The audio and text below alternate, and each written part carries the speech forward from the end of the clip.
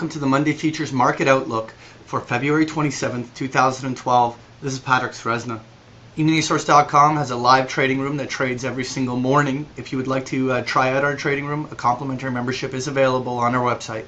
As always, we start off with a chart of the US dollar index futures, and we more or less have suggested that the US dollar would spend a good chunk of February, if not even a good chunk of March, consolidating near or around these lows. We think that there is even a possibility of a short-term push down to 77.50, but doesn't necessarily have to be so.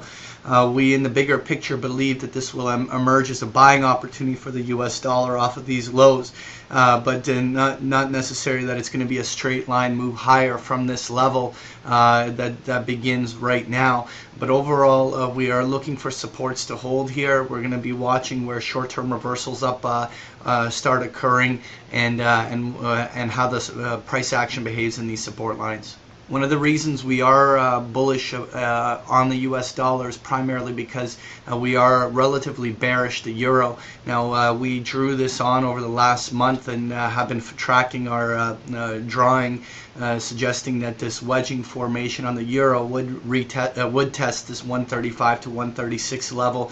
We're getting a little bit of a reversal candle coming today after a proper test of that 135 that occurred.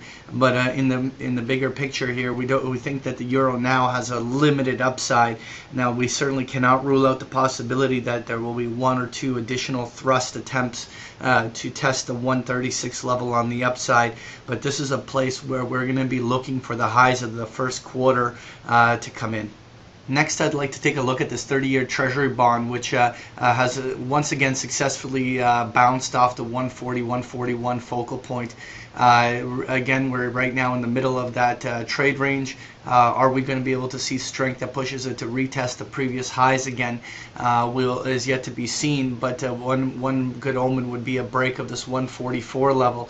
In the same regard, any substantial reversal of this bond off of this 144 level and retest down back at the low, we still are open to the idea that Treasury bonds could still have one more good corrective pattern. But in the bigger picture, if we look at our 2012 forecast, we are actually bullish bonds. So every time we're looking for these breakdowns, we're just trying to see where and how the Treasury bonds consolidate over the first quarter of the year, and then we'll be eventually looking for a substantial buying opportunity, but we don't necessarily believe it will present itself here at this stage in late February.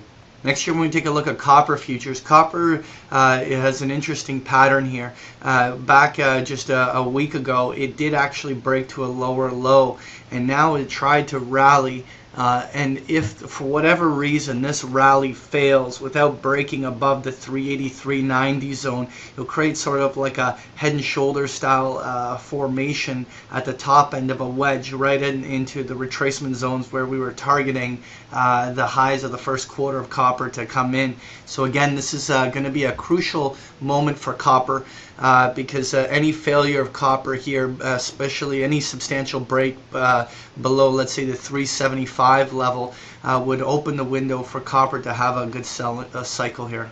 Next year, when we take a look at crude oil, we drew on this wedge. We were looking for crude oil to have a bullish break on the upside, and subsequently it did make the break.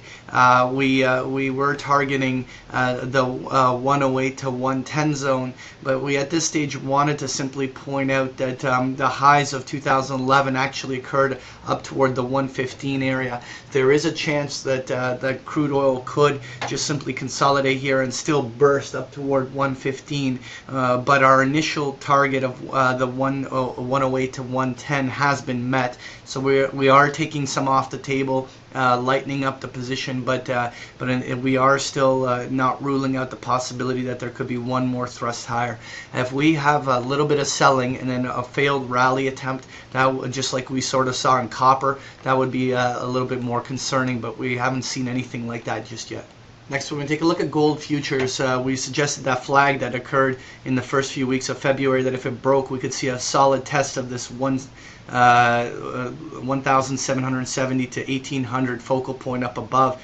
We're getting a little bit of hesitation here on gold. Now, obviously, that doesn't mean that there's a reversal imminent here, but we do believe that this is substantial overhead resistance that could reverse gold. So we're going to be watching that carefully.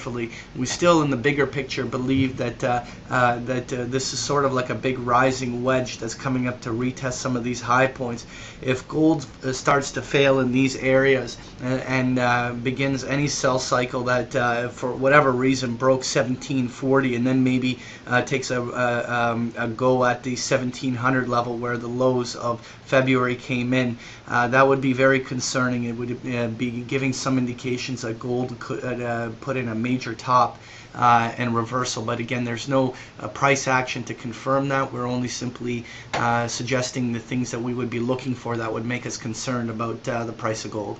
Next year, when we take a look at the weekly chart of the S&P 500, we always like to take a look at it going even 30 years back, and we suggested when we plot an 80-week moving average on there how it depicts the bull and bear market cycles the market has gone through. We obviously went through some crossovers back and forth over here, but in general right now we are distinctly trading above the 80-week moving average, with it pointing higher and us retesting the 2011 high. We still believe there is room for this market to remain relatively bullish, and there's no weekly chart indication yet for a major reversal.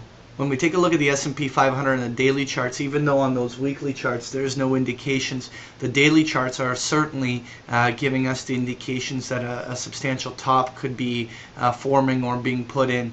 One of the scenarios we looked at was that we needed to see some profit-taking cycle. We don't believe that the first wave of selling here has to spill into anything that looks like a market crash.